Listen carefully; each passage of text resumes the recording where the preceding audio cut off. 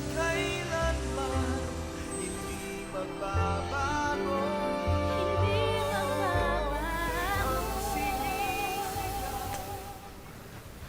Kung dito mo balak matulog, Joseph, dito na rin ako. Kung saan ka doon ako dahil asawa mo rin ako. Teka. Inasawa rin naman yata ako ni Joseph, kaya join din ng Clarissa dito, ha? Share tayo sa isang bubong, di ba? Kaya share din tayo sa isang asawa.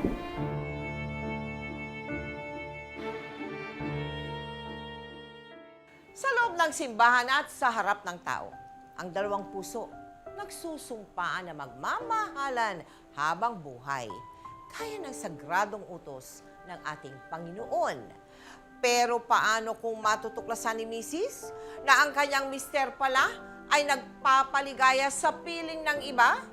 At hindi lang isang kabit, kundi nag-asawa pa ng 4. Paano nagawang tanggapin ni Mrs. ang sitwasyong ganito? Ito ba ay alang-alang sa kanyang mga anak o sadyang martir siya pagdating sa pag-ibig? Yan ang inyong pakatunghayan sa isa na namang totoong kwento na aming buong pusong inihahandog sa inyo.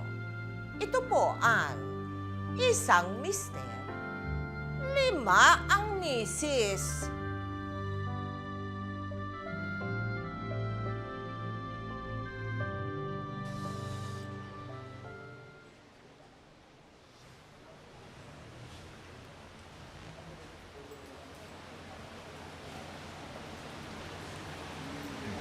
Iho, ano bang nangyari sa magiging balai ko sa Maynila? Alam mo, importante ang presensya ng mga angkan mo dito. Alam mo, ang kasal, hindi lang ito sa pag-iisang dibdib mo ni Elaine, sa pagsasama at pag-iisa din ng mga pamilya. Ason, makarating man o hindi ang partido niya, itutuloy natin ang kasalang ito. Ang tagal na nating hinihintay ito. Sa sobrang tagal, lumaki na ng ganito ang apo namin sa inyo.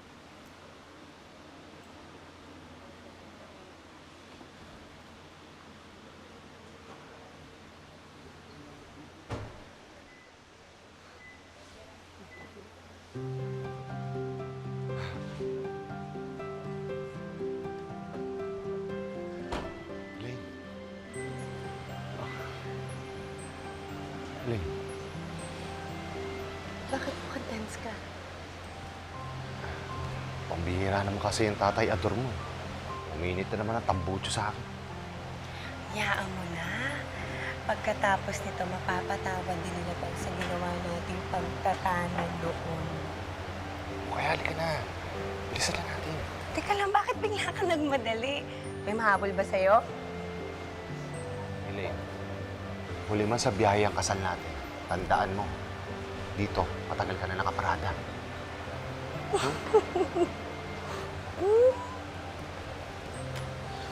Tagal ka talaga nakasama.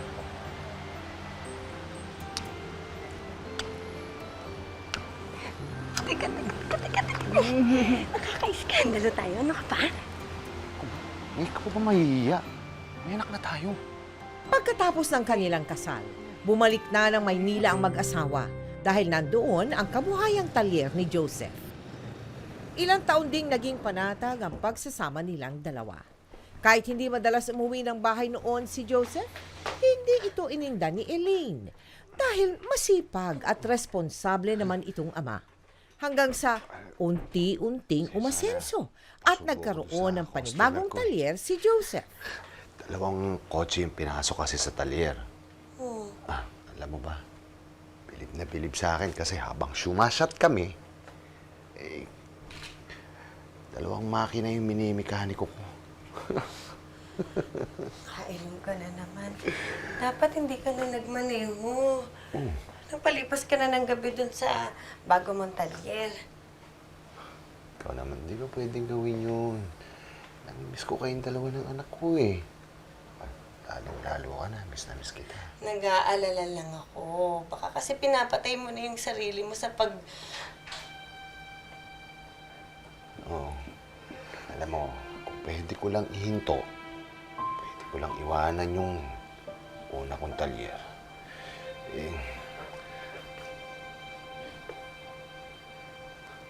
Ano meron? Bakit? Daming ganda. Teka lang.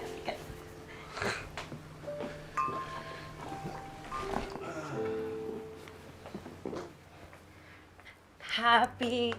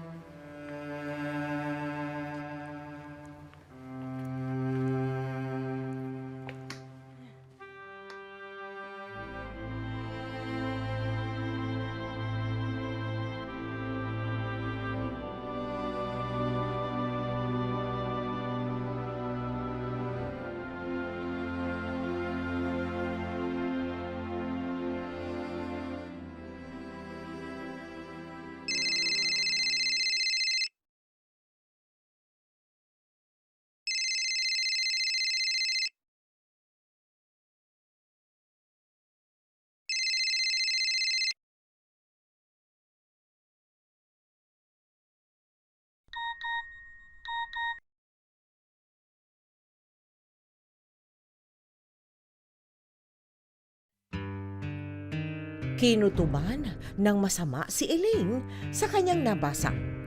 Lalaki ang nakasaad sa cellphone, pero sa kanyang text message, tinawag nitong Han si Joseph. Kaya kinabukasan, palihim na sinundan ni Elaine si Joseph.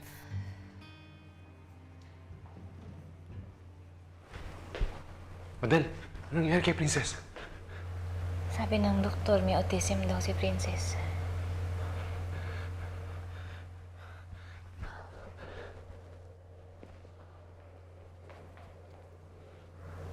Sinasabi ko na nga ba? Di ba pare-paring Adel ka pa? Adalentado ka? Elaine, Kailan mo pa ako niloloko, ha? Teka muna. Anong pinagsasabi niya? Excuse me, ikaw babae ka, sino ka? Hindi ako kung sino-sinong babae dahil ako ang babaeng asawa ng lalaking kinakalantari mo! Madel. Konting preno lang. Huwag kayo magkaaway dito. Elaine, umuwi ka na sa bahay. Doon na lang ako magpapaliwanag. No! Walang aalis dito hanggat hindi nakaklaro to. Paano mangyayari yung asawa mo yung asawa ko? 4 years na kaming kasal. And you can verify that with the NSO. Kasal din kayo?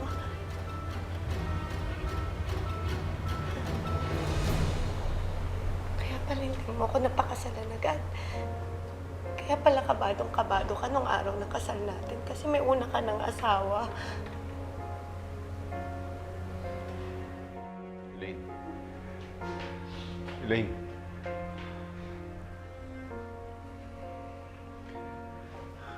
Madel.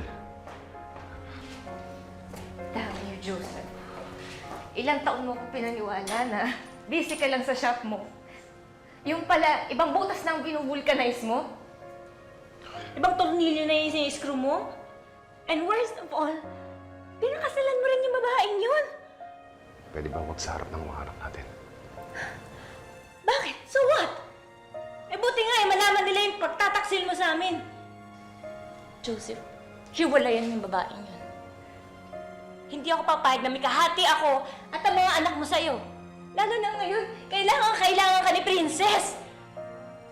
Alam mo kung gaano kahalaga sa akin ang mga anak natin. Hindi ko naman sila pababayaan eh. Pero tanda mo, may anak rin ako kay Elaine. Hindi ko rin pwedeng pabayaan. Kaya mo kung gugustuhin mo. Bakit? Dahil lang talaga dun sa anak mo sa kanya? Yun lang ang dahilan? O si Elaine mismo ang hindi mo kayang iwan? Bakit, Joseph? Do you love her? Tell me!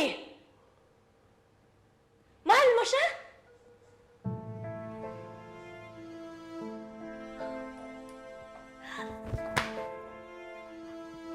To hell with you!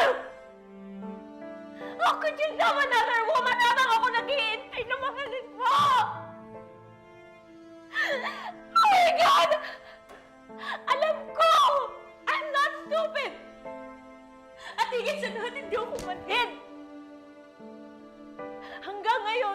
Mas malamig pa sa pina-aircon kong kotse mo yung pakikitungo mo sa akin. Bakit? Ano kulang? Ano kulang sa akin? Sabihin mo! I gave you everything! I gave you everything!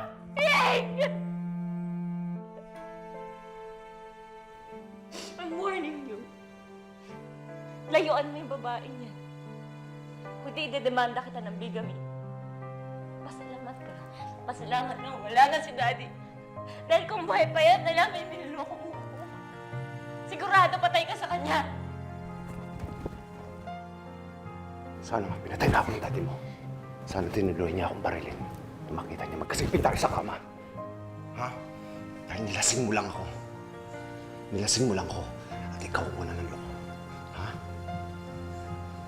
Pero mas gago ako. Dahil pumayag ako magpakasal sa'yo. Magkakilala talaga kami, binatapos siya. Pero hindi naman halatang may asawa kasi, ay doon naman siya natutulog. Hindi mo naman akalain na may ibang inuuwian kasi doon lang din siya nag-stay. Umuwi naman sa'yo parati. Opo. Kaya lang po hindi ko alam na meron pala siyang pinakasalan ng patago. Tuluyan na ngang hiniwalayan ni Elaine si Joseph. Kasama ang anak nilang si Jennifer, umuwi si Elaine sa kanyang mga magulang sa Bicol. Ipinalabas na lang ni Elaine sa anak na patay na ang ama niyang si Joseph. Ilang taon din silang tiwasay na namuhay hanggang sa bumagsak ang kabuhayan ng mga magulang ni Elaine. Kaya muling nakipagsapalaran si Elaine sa Maynila at dito na sila nanirahan sa loob ng 5 taon. Yung TV ko! Kuya, balik mo yung salok! Kuya, tumigil ka nga! Huwag mo naman kunin lahat ng gamit namin. Naku, Parang awa mo na. Kulang pa nga yung pambayad sa 3 buwan na utang nyo sa renta sa akin. Pati nga tubig at kuryente, may disconnection na. Dapat manigurado ako, no? Baka mamay takasan nyo ko. Manang, hindi po namin kayo tatakasan. Oo nga po, may karapatan nga po kayo sa owner ng apartment. Pero may karapatan naman po kayo din nangungupahan po kami dito. Bawal niyo po kunin yung gamit namin. Jennifer, huwag ka na makialam dito. Manang pangako ho, kapag nakasingil ako sa mga pahulugan ko sa RTW, magbabayad ho ako. Basta huwag niyo na lang kunin. Yung electric fan! Kaya yung electric fan, Manang! Balik niyo na dito kasi gamit na gamit siya ng anak ko Ay, naku, buti pa magbayad muna kayo ng utang nyo para ma-solid yung mga gamit nyo, ha? O, ito ha, 1 linggo. Kapag hindi pa kayo nakabayad sa akin, ha? Lumayas na kayo dito! Halika na! Nay, saan may kukuha ng pambayad? Yung school ko, ayaw nila akong ipa-exam kasi hindi na natin nabubuo yung bayad sa tuition fee.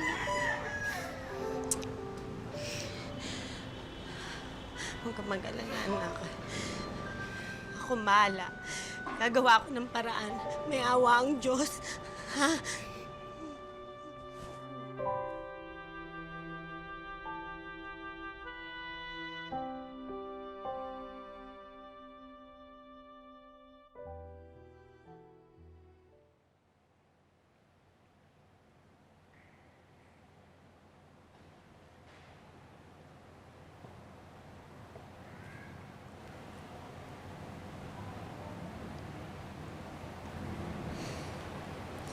Alam ko na yung mga ngiting yan.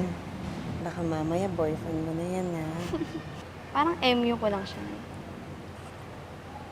MU. Kung ano man yung MU na yan. Basta priority mo ang pag-aaral mo, ha? Bata ka pa. Isa pa, mahirap na magtiwala, lalo na sa panahon ngayon. Kaya, kilalanin mo muna mabuti. Nay, mabait naman po si JR eh. Humble nga po yan eh, kahit may kaya. Pero na huwag ka mag-worry. Promise ko, studies first before love. Gusto mo na, pakalala rin kita sa kanya. Sige. Ikaw, please.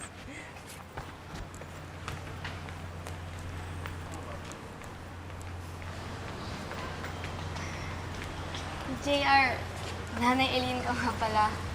Nice si JR po. Pleased to meet you po, ma'am. Tamang-tama po, kasama ko po yung parents. Sandali lang po, tatawagin ko lang po. Sige.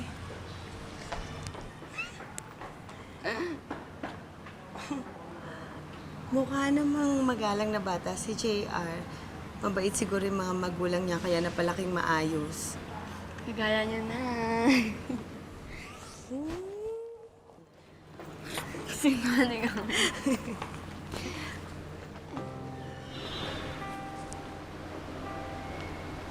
Ma'am, Jen, Mami at Daddy ko.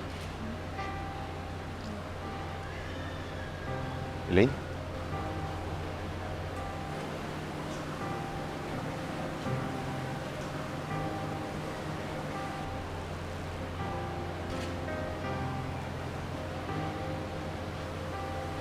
Kayo ang mga magulang ni JR. Oo naman. Siya lang naman ang panganay, junior, at legal naming anak ng legal kong asawa. Magkakilala mo kayo? Sabihin na nating nagkakilala kami sa isang acquaintance party. Yun nga lang, gate crasher na nga siya, naki-third party pa. May problema ba, Nay? Siya na ba si... Jennifer tayo. Nay, pero bakit? Wala ka na masyado maraming tanong. Halika na! Jen!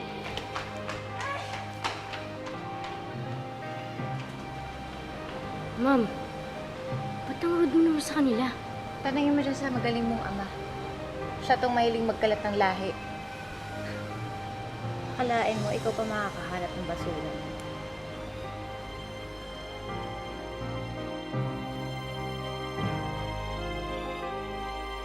Ako, hindi makawa ang sinisigaw. Ano ho ba talagang issue yun ng mommy at daddy ni JR, Nay? Bakit gusto niya akong ilayo sa anak nila? Kung confirm nyo naman na eh. Kung namang away meron kayo, di ba dapat labas na kami dun? Hindi ka pwedeng labas sa usapan. Pero bakit nga, Nay? Dahil anak ka sa labas ng daddy niya, kayo ni JR, magkapatid kayo sa ama.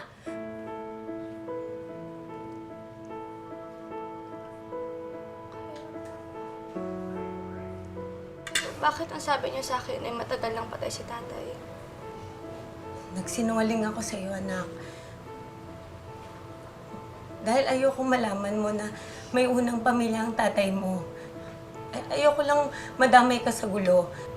Gusto ko lang naman protektahan kayo eh. Pero Nay, mas lalo ko napahamak. Pati rin eh. Muntik na ako mag-asal sa sarili ko palang kapatid. Anak, patawarin mo ko. Kung galit ka sa akin, mas lalong galit ako sa sarili ko. Grabe naman magbiro yung tadhana. Bakit sa'yo pa nangyari to? Sana sa akin na lang. Kasi kasalanan ko din naman lahat to eh.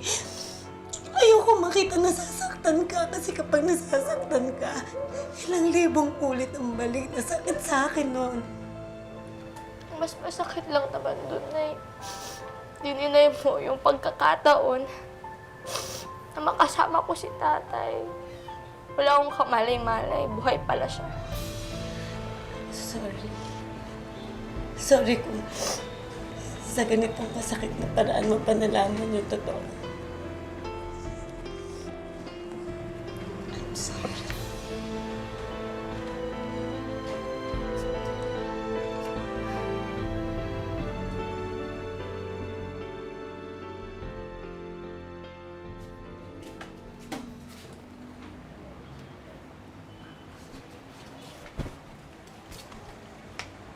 JR?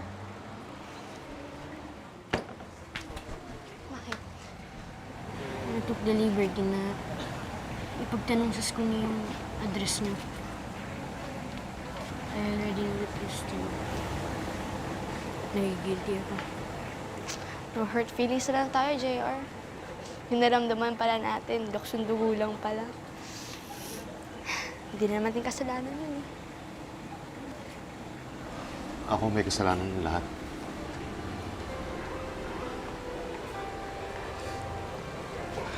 Alam mo, dahil sa mali ko, naging mali tuloy ang pagkikilala niyo. Gusto ko na sutukin yung sarili ko. Hindi ko magawa kasi hindi ko mapigilan yung sobrang tuwa ko. binigay na rin siguro ng pagkakataon na mangyari ito para makita ko kayo. Matagal ko kayong hinanap. Pwede ba kitang mayakap, anak?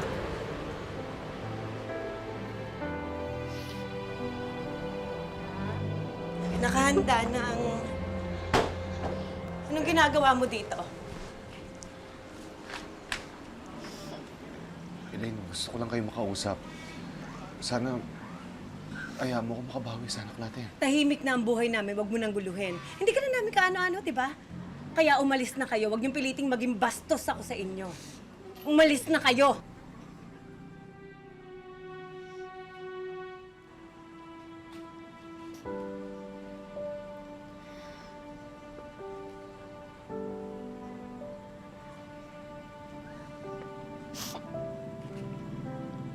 Nay! Ba't mo naman pinaalis si tatay?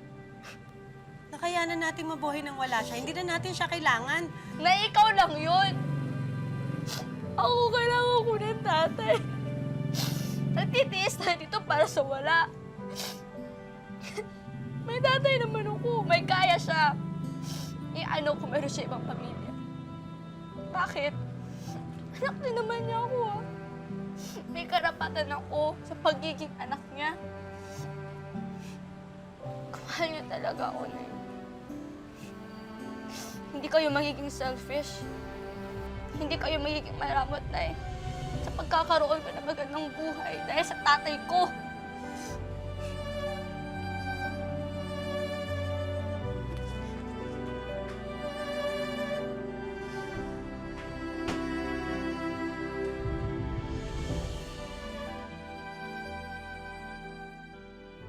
What?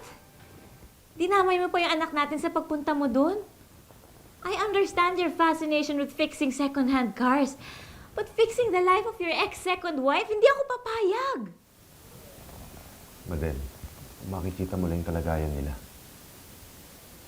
Ano ba naman yung ikuha ko sila ng bagong apartment? Pag-aralin ko si Jennifer. Minsan-minsan dalawin ko rin. Bakit ba kasi kailangan mo maging involved? Ba't hindi mo na lang sila bigyan ng pera? Tapos bahala na sila sa buhay nila. Hindi ganun kadaling gawin yun. Hindi rin ganun kadali yung gusto mong gawin ko. Madel,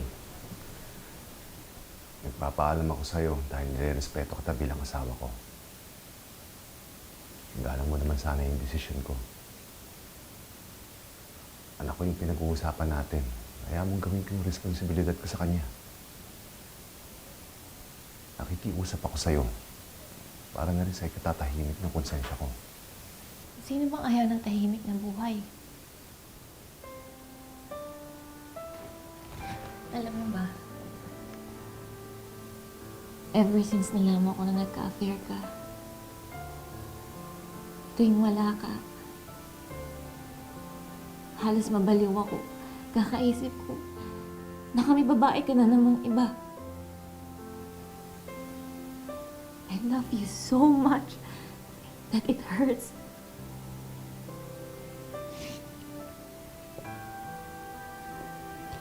Pero wala akong hindi gagawin.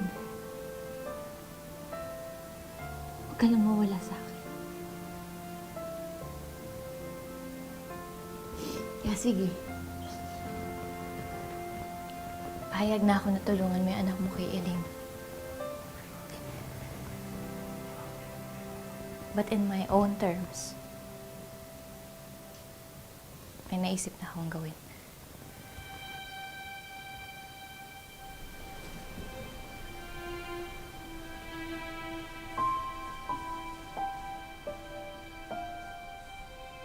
Alang-alang kay Joseph, pumayag si Madel na makipagkita sila kay Elaine. At pumayag din naman si Elaine na makipagkita uli kay Joseph para sa kapakanan naman ng anak niyang si Jennifer. Elaine? Jennifer, anak? Salamat naman at pinagbigyan niyo akong makipagkita sa akin. Can we just get down to business? Hindi naman tayo kailangan magplastikan at magbeso-beso. Hindi naman to family reunion, di ba? Payag na ako sa child support para kay Jennifer. On one condition. Sa amin siya titira. Nay, okay lang ba sa inyo? Ikaw, anak. Jennifer, sa'yo lang may obligasyon ng tatay mo. Wala sa nanay mo. Pero bilang ina niya, responsibilidad kong bantayan at siguradihin na maayos siya. Talaga walang choice ang anak ko. Para sa anak ko, papayag ako. Papayag akong tumira siya sa bahay niyo. Kung kasama ako, mahirap na. Bakit? Natatakot ka? Mamaltrituhin ko yung anak mo? O gusto mo lang sa bahay ng asawa ko para malalandi mo siya at maagaw mo? Kahit kailan hindi ko siya inagaw. Una niya ako nakilala. O so, akong una niyang pinakasalan. Pwede ba? Tama na. Huwag kayo mag-away.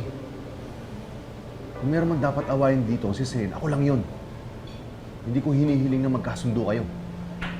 Pero sana naman mag-usap-usap tayo na maayos dito. Madali naman akong kausap eh. Ayoko lang yung ganito para tayo nagtatakutan. Oo, kung gusto ni Elaine, samahan niyo anak niya sa bahay natin, it's fine with me. Di ba? Sige, sama-sama tayo maglaro ng bahay-bahayan. Okay nga yun eh. Mas mababantayan ko yung kalaban. Teka ba, sigurado ba kayo?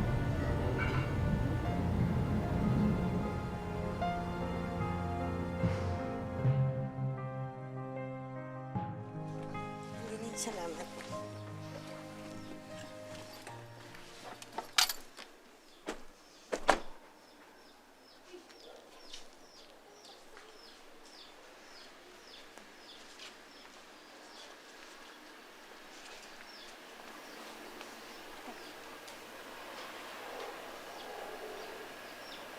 Bago ka pumasok sa bahay at sa buhay namin, may mga rules kang dapat sundin. Una sa lahat, pinapaalala ko lang sa'yo, ako lang at wala nang iba ang asawa ni Joseph sa pamamahay na to. Bawal mo siyang lapitan o kausapin. Huwag kang mag-alala. Alam ko kung saan ko lulugar ang sarili ko. Buti na nagkakalinawan tayo. Pangalawa, pumayag ako na dito kayo tumira dahil gusto ko i-confine ang baho ng pamilya. Ayoko ma-eskandalo ang mga anak ko. Kaya, in case may magtanong sa'yo, sasabihin mo sa kanila, katulong ka lang dito. Tsaka, hindi naman pwedeng nakatulala ka lang dyan. Kailangan kumikilos ka. Tutulong ka sa gawaing bahay. Tulad ng isang katulong. Hindi mo na kailangan sabihin sa akin yan. Kahit impyerno papasukin ko, maging langit lang ang buhay ng anak ko. Good. Pangatlo, wag na wag kang magsusumbong kay Joseph ng kahit na ano. Tatandaan mo, anytime, pwede kong bawiin sa kanya yung dalawa niyang shop. Kung wala siyang negosyo, wala siyang pangsusuporta sa anak ninyo. Kaya, susundin mo lahat ng gusto ko. Dahil ngayon, hawak ko ang buhay ninyong lahat.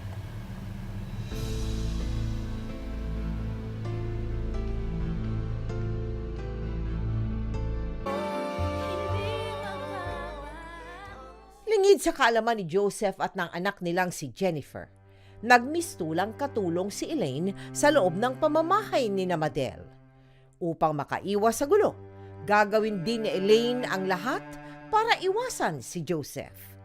Tiniis ni Elaine ang lahat ng pang-aapi, pagod at sakit sa katawan, lalo pat nakikita naman niyang maayos ang kalagayan ng kanyang pinakamamahal na anak. Ang buong akala ni Elaine ay tuluyan na niyang naibaon sa limot ang nararamdaman niya para kay Joseph. Ngunit habang tumatagal ang pagsasama nila sa iisang bubong, nakaramdam muli si Elaine ng selos sa tuwing nakikita niyang magkasama sina Madel at Joseph.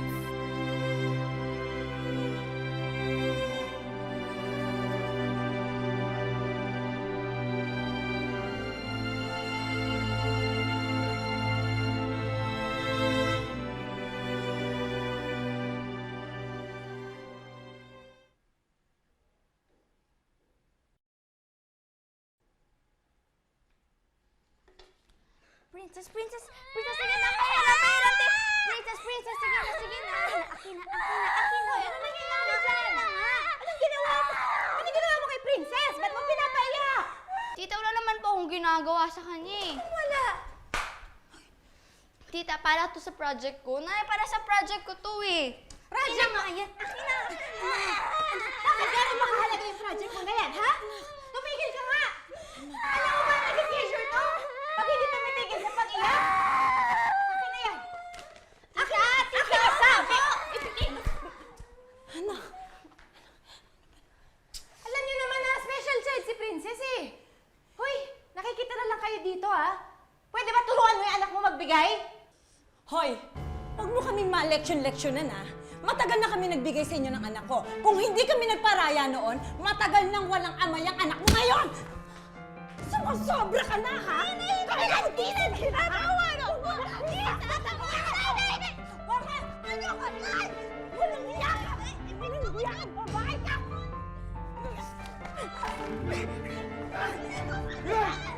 Ano ba? Itigil mo yan! Basta ka pala mukha mo! Tumigil kayo! Di ba kayo nahiya? Dinig niyo pa mga bata! Kayong dalawa may kasunduan, tapos naglalabo-labo kayo? Alam niyo, pagod ako sa trabaho, ito abutan ko, nakakarindi kayo ah! Alam niyo kung palagi kayong ganito, hindi na lang ako uwi sa bahay na ito. Tandaan niyo yan! Magmula nang mangyari ang malalang away sa pagitan ni Madel at Elaine, bihira nang umuwi sa kanilang bahay si Joseph. Magiging abala uli ito sa itinayo niyang pangatlong talyer.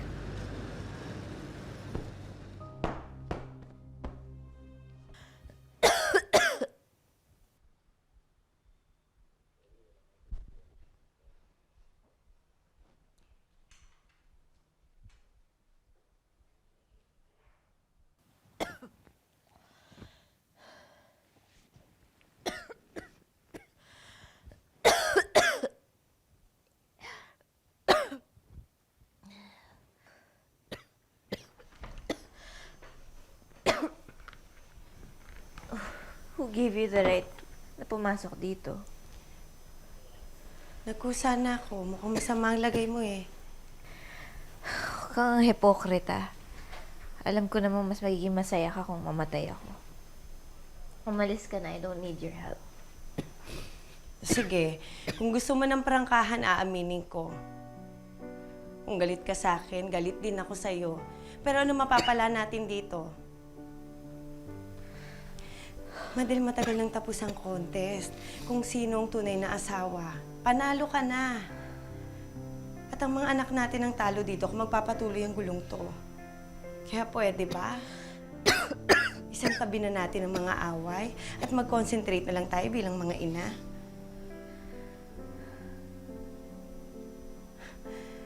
Wala na nga lagi dito sa bahay ang ama nila. Pag lumala pa yung sakit mo at may masamang nangyari sa'yo, gusto mo ba mawalan din sila ng ina?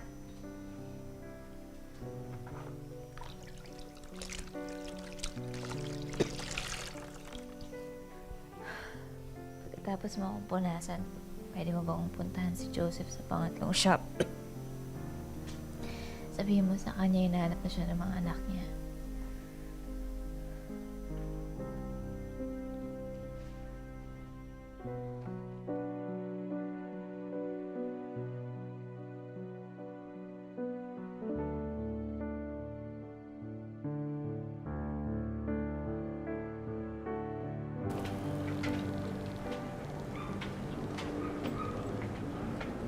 Oh, eto. Tikman mo yung bagong ulam na linuto ko. Tatlo-tatlo na yung nilalakang mo dyan, ha? Mas marami, mas masarap. Mas mabubusog ka sa pag-ibig.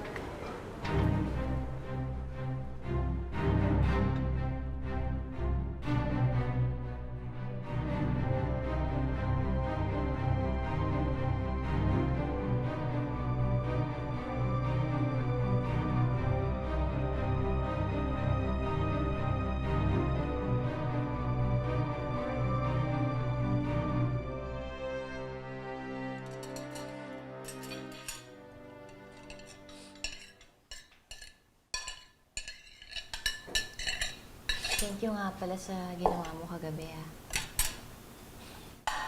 Gumanda na yung pakiramdam ko. Kamusta nga pala yung lakad mo? Hindi pa daw ba uuwi si Joseph? Oh, inaano kita. Ikaw umiiyak. Pinuntahan ko kasi si Joseph kagabi. Busy siya. Busy siya sa pagkutinting ng ibang babae. Hayop na yun, kaya pala hindi na naman umuuwi. Anong ginawa mo? Wala. Wala naman akong karapatan, di ba? Hindi naman ako ang asawa. You're right, but you're also wrong, Elaine. Ano nangyari sa sinasabi mong parehas tayong ina?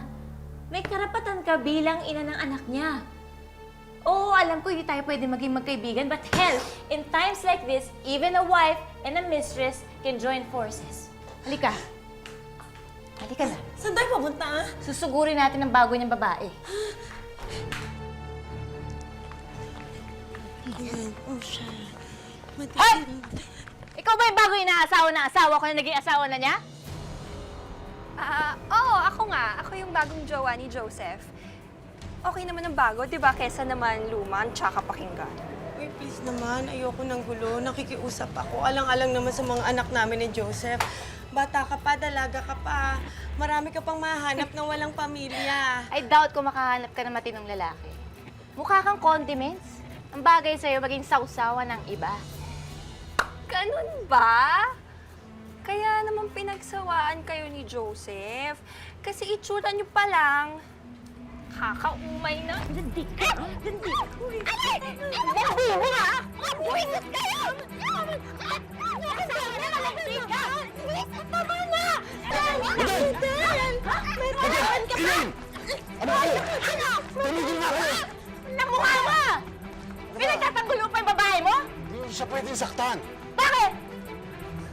Masela na lagay niya kasi buntis siya eh.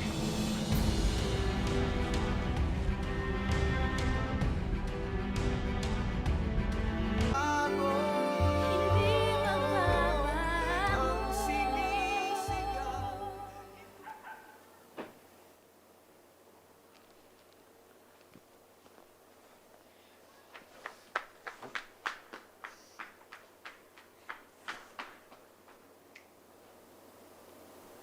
I tolerated this once, Joseph.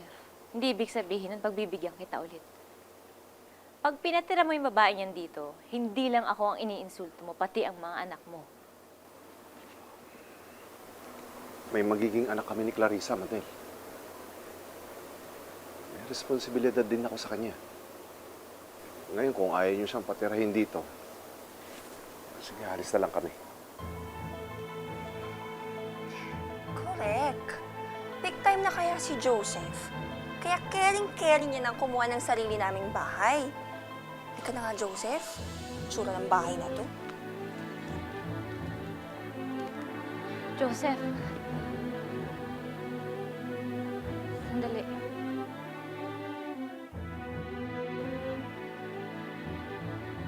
Sa pangalawang pagkakataon, dahil sa takot na tuluyan silang iwanan ni Joseph, pumayag si Madel na doon na rin tumira si Clarissa.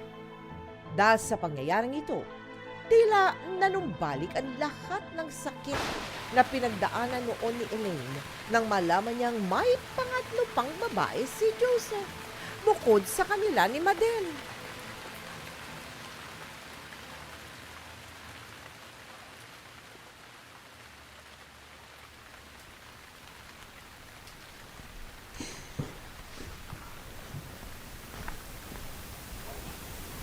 Naitago mo pala yan. Akala ko wala na talaga sa ito eh.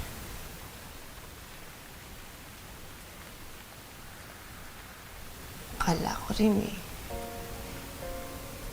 Akala ko wala na rin sa akin ang lahat. Pero buwisit na damdamin to. Bakit hanggang ngayon nasasaktan pa rin sa'yo to? Bakit kahit anong bawal ko, ikaw pa rin ang mahal na to?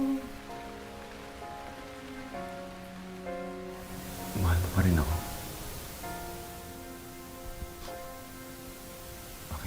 sinasabi yan. Hindi sana tayo umabot sa ganito. Kaya lang naman ako natuksong tumakbo sa iba dahil naghahanap ako ng pagmamahal. Pero kahit anong gawin ko, wala pa rin mapagpaandar ng puso ko. Dahil ikaw pa rin may hawak ng puso ito. Ikaw pa rin ang mahal ko. Sa puso't damdamin ko.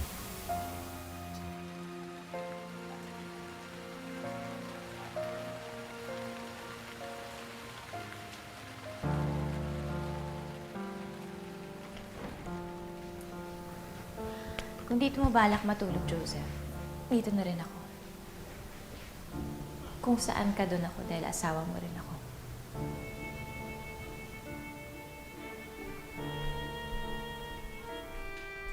Uy, teka.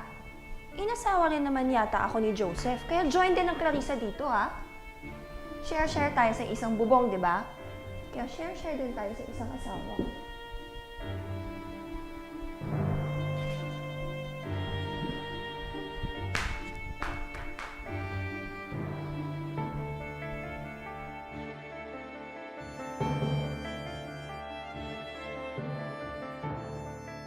Kamusta yung pagsasama ng tatlo sa isang bubong?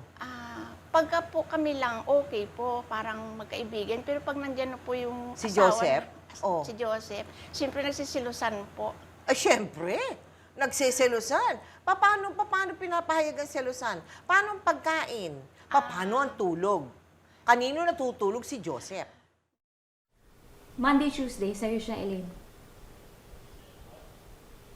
Wednesday, Thursday, sa'yo siya, Clarissa. Pagdating ng Friday at Saturday, sa akin siya. Eh, paano naman pag Sunday? Sa akin din yun. Wait! Ako ang tunay na asawa. Hindi naman ata ako papayag dyan. Hindi naman ata fair yan. Dapat walang lamang. Pinagbibigyan ko na kayo, ha? Ang dami yung reklamo. Masama bang umapila sa barangay? Eh di ikaw na mapagbigay. Sige, ikaw na. Push natin yan. Gusto mo yan eh, di ba? Padagdag pa kaya tayo kay Joseph ng babae. Para gawin niya tayong 7. Di ba? Kumpleto yung linggo. Di bongga, walang talo. Kaya mo na, pwede ba? Tigilan nyo nga yan. Parang kayo nakikipagtawaran ng karami sa palengke. Tanungin nyo muna yung may katawan. Nakakaloko na kayo, ha?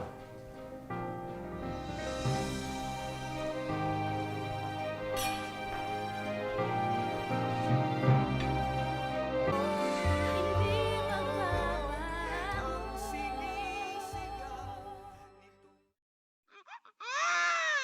Magkakasundo sina Madel, Elaine at Clarissa sa pinag-usapan nilang bagong setup. Si Madel ang taga-budget at humahawak ng pera. Si Elaine ang patuloy na kumikilos at nag-aayos sa bahay.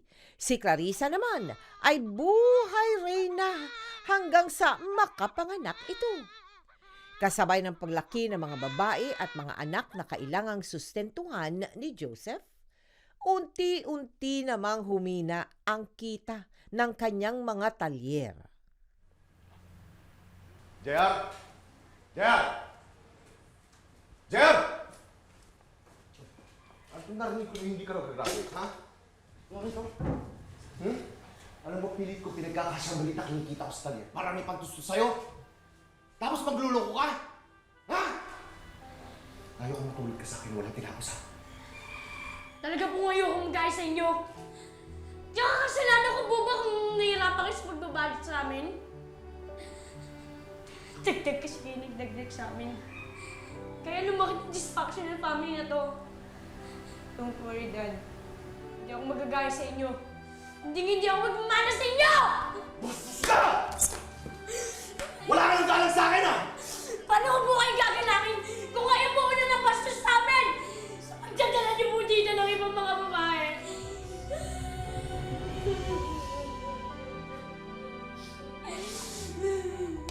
Huwag na po sana sa akin yung huli.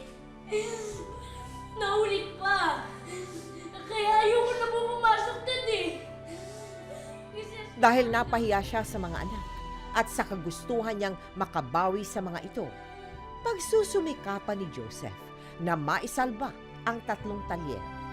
Mangyayari ito sa tulong ng nakilala niyang bagong business partner. Isang babae na tutulong kay Joseph sa pagpapatayo ng kanyang ika-4 na talyer.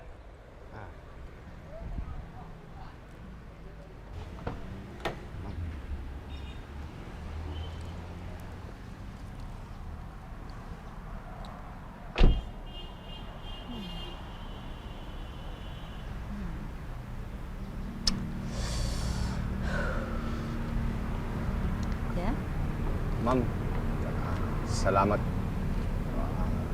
Malaking bagay ho to para sa pamilya ko. Salamat ho at tinulungan niyo akong maayahon yung negosyo ko, Ma'am Baby. Sabi ko naman sa'yo eh, baby na lang itawag mo sa akin. Sa akin, hindi mo kailangan pasalamat. I'm a businesswoman, Joseph. Alam mo, nag-i-invest lang ako sa mga alam ko. Malaki ang interes ko.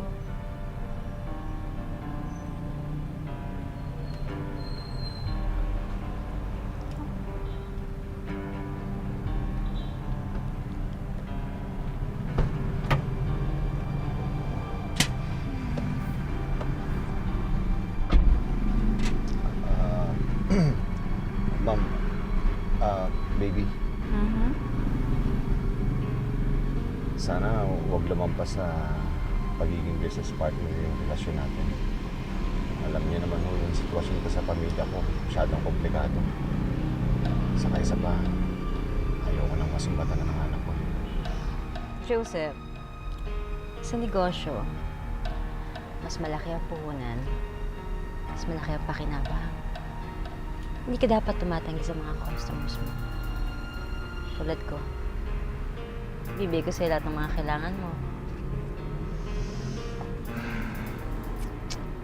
Kung ibibigay mo rin sa akin lahat ng mga pangangailangan ko. Kaya mo ba?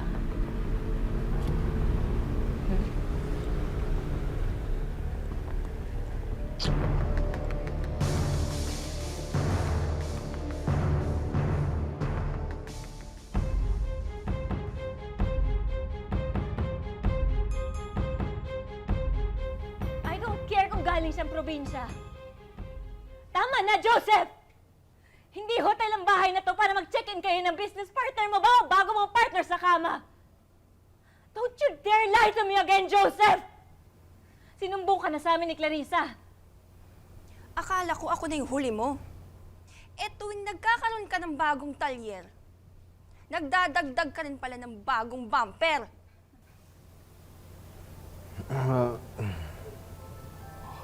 Malaki ang utang na loob natin sa kanya.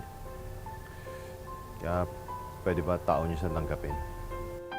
Ikaw ang hindi tao! Hayop ka! Saan mo tinago yung sungay mo na makilala kita? Baboy ka! Baboy! Hindi kami mga inahing baboy mo. Pagsasama-samahin mo lang sa iisang koral. Tama na.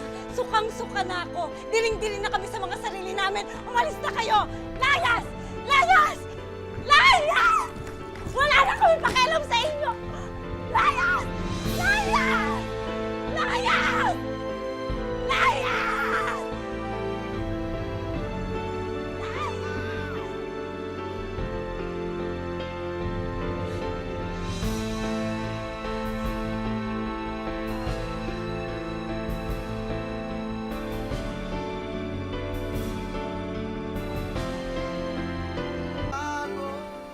Kasalanan naman natin kung bakit nambababae pa rin si Joseph eh.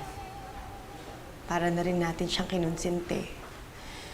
Simula pa lang dapat hindi na tayo nagsama-sama sa iisang bahay. Kaya nakapag-desisyon na kami ng anak ko na umalis na dito. Ako rin? Ba't ka na rin umalis? Sorry kung naging bruha ako sa buhay niyo. Kaya lang naman ako napilitang kumpitsina eh. Kasi kailangan ko ng grasya. Eh, hindi ko naman alam na disgrasya pala yung papasukin ko.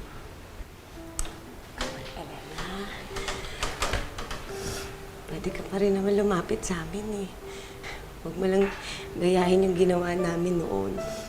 Basta palakihin mo yung anak mo na alam niya na may mga kapatid siya sa ama. Ako, I did everything to keep Joseph. Pero, ano ba yung pinaglalaban natin, di ba? Masakit mo wala ng asawa. Pero, aaminin ko. Strange as it may seem, parang mas malulungkot ako pag alis ninyo. Nagkasarili at nagkahiwa-hiwalay na nga ng landas sina Elaine, Madel at Clarissa. Nanatili sa kanilang bahay si Madel. Bumalik naman sa kanilang probinsya si Clarissa, habang si Elaine ay umalis din at mag-isang muling iginapang ang pag-aaral ng kanyang anak. Nay, Oh, anak. Ay, ready na tong isusuot mo, para sa graduation mo bukas. Ay, teka. Natawagan mo na ba ang tatay mo para siyang magsabit ng medal mo bukas? Basta, umuwi ka agad, ha? Marami akong pa-order sa RTW, kaya maipagpapansit kita. Nay, hindi ko na ho tinawagan si tatay. Gusto ko po kasi kayo yung makasama ko bukas eh. Nay, para sa'yo yung honor na matatanggap ko sa graduation ko. Kasi proud na proud po ako sa inyo. Kahit tayong dalawa lang, Nay. Masaya na ako. Bahala na yung karma kay tatay sa ginawa sa inyo. Anak, huwag mo sabihin yan sa tatay mo. Kahit anong mangyari, ama mo pa rin siya. Proud na proud ako sa'yo. Kagaya ng lahat ng ina, kayo lang mga anak namin ng totoong maipagmamalaki namin sa buong mundo.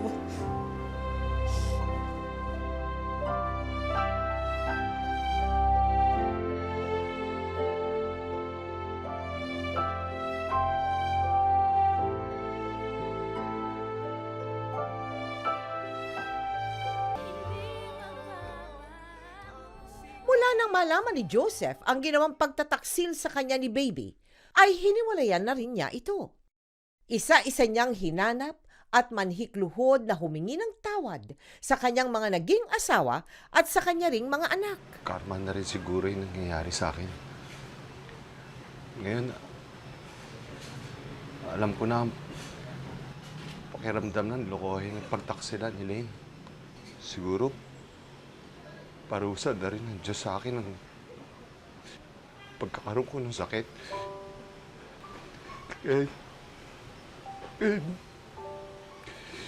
Hindi ko alam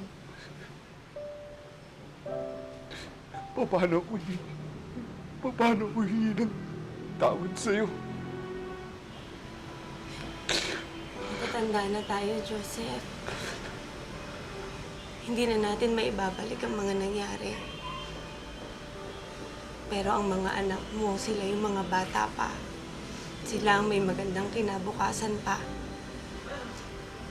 Ayoko maapektuhan ng future nila na dahil lang sa masamang nakaraan natin. Sa tingin ko, higit sa amin, sa kanila ka dapat humingi ng tawad.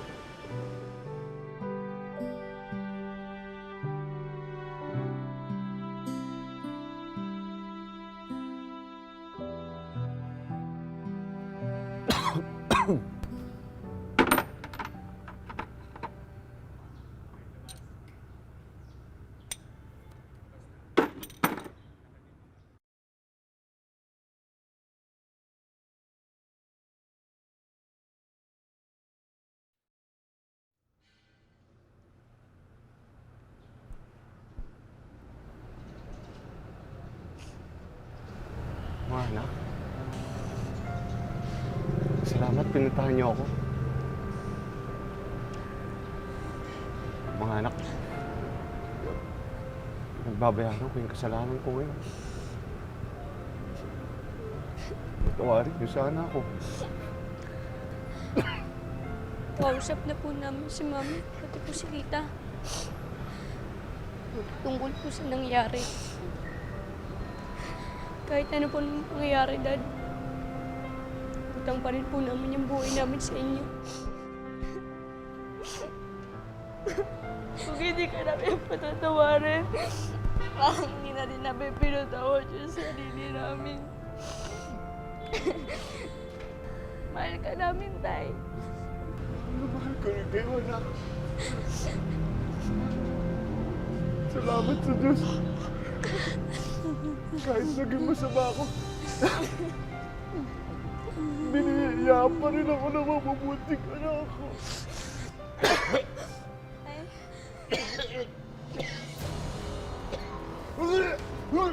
Dad! Dad!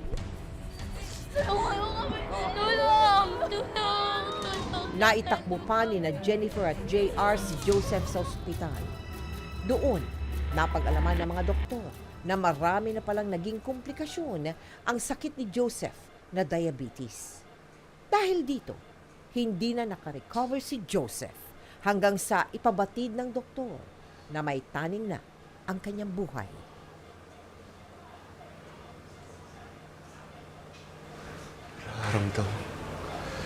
Nararamdaman ko yung toong mekaniko na nasa itaas. Nahihirapan na mag-starting yung buhay ko. Huwag kang magsalita ng ganyan. Sa wakas, kontento na ako. Sa kabila ng lahat, andito ka pa rin. Ikaw, gusto mo kasama buong buhay ko.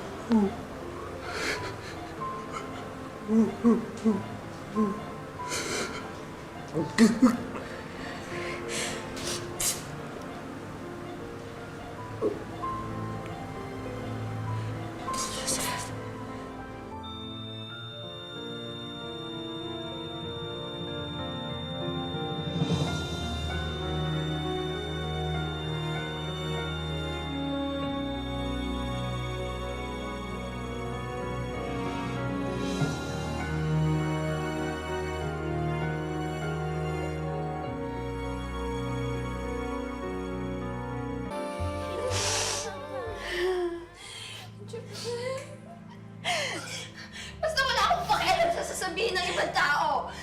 Wala akong pakialam basta yung pangalan ko at ang anak ko dapat nandun sa kabaong niya. Lugi naman ako kapag hindi na puro sa akin si Joseph.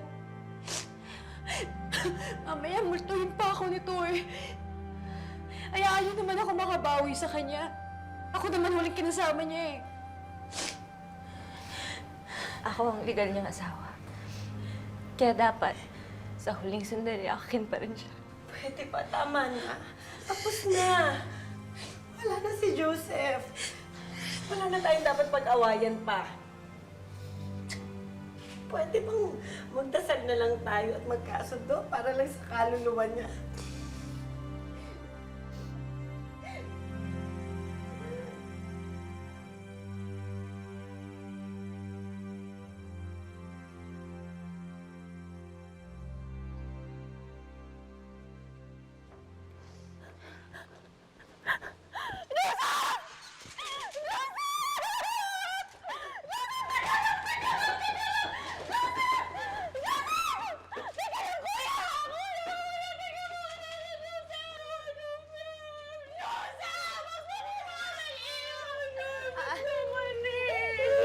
Excuse me? Teka lang. Sino kayo? Ano kayo ni Joseph? Ako si Maureen. Ito si Brianna at si Brian. Anak ko ni Joseph.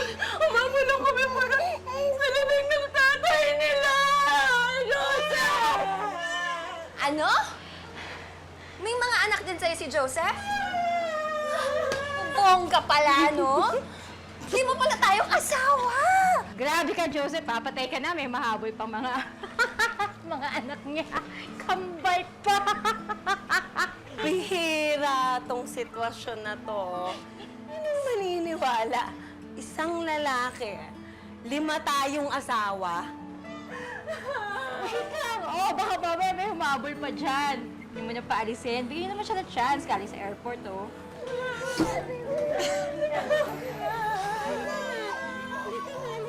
Naipit ka pa dyan. Tama na yan, uy! Eh, malay ba namin na meron pa pala isa? Halika na.